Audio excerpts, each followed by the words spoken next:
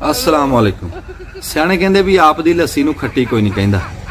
असीं देखा देखी ना एवें पुट्ठे रावां ते पए भी नियाणिਆਂ ਨੂੰ पढ़ाई जाने आ पढ़ाई ਉਹ ਏਡੇ ਏਡੇ ਨਿਆਣਿਆਂ ਦਾ ਆਪਣਾ ਭਾਰ ਨਹੀਂ ਹੈ ਵੀ ਜਿੱਡੇ ਜਿੱਡੇ ਉਹਨਾਂ ਨੂੰ ਬਸਤੇ ਚਕਾਏ ਕੋਈ ਮੁਕਾਬਲਾ ਲੱਗਿਆ ਉਹ ਨਿੱਕੇ ਨਿੱਕੇ ਬਾਲ ਹੀ ਡਿਪਰੈਸ਼ਨ 'ਚ ਜਾਈ ਜਾਂਦੇ ਬਾ ਫੀਸਾਂ ਭਰੀ ਜਾਓ ਸਕੂਲਾਂ ਦੀਆਂ ਹੋਰ ਕੁਝ ਨਹੀਂ। ਅੱਛਾ ਕੋਈ ਸਕੂਲ ਵਾਲਾ ਲਿਖ ਕੇ ਦਊਗਾ ਵੀ ਮੁੰਡਾ ਵੱਡਾ ਹੋ ਕੇ ਨੌਕਰੀ ਲੱਗ ਜੂ ਅਫਸਰ ਬਣ ਜੂ ਨਾ ਜੀ ਕਿ ਇਹ ਤੇ ਨਸੀਬਾਂ ਨੇ।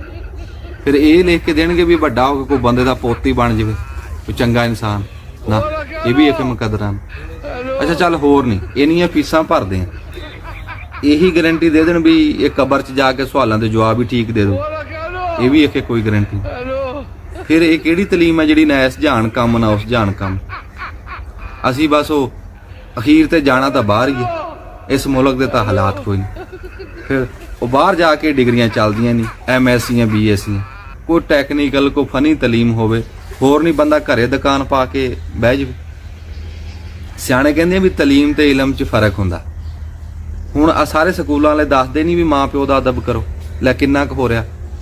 ਫਿਰ ਕੋਈ ਮਾਂ ਪਿਓ ਜੇ ਸਕੂਲ 'ਚ ਕਹਿੰਦੇ ਆ ਵੀ ਵੱਡਾ ਹੋ ਕੇ ਕੋਈ ਜੁਰਮ ਕਰੇ ਵੀ ਕੋਈ ਕਤਲ ਕਰੇ ਆ ਜੇਲਾਂ ਭਰੀਆਂ ਨਹੀਂ ਪਈਆਂ ਇਹ ਅਸਰ ਕਿਉਂ ਨਹੀਂ ਹੋ ਰਿਹਾ।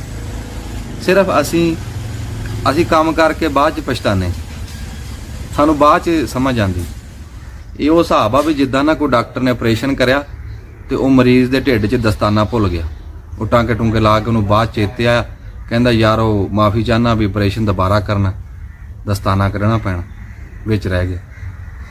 ਉਹ ਮਰੀਜ਼ ਕਹਿੰਦਾ ਜੀ ਕਿੰਨੇ ਦਾ ਸੀ ਕਹਿੰਦਾ 30 ਰੁਪਏ ਦਾ।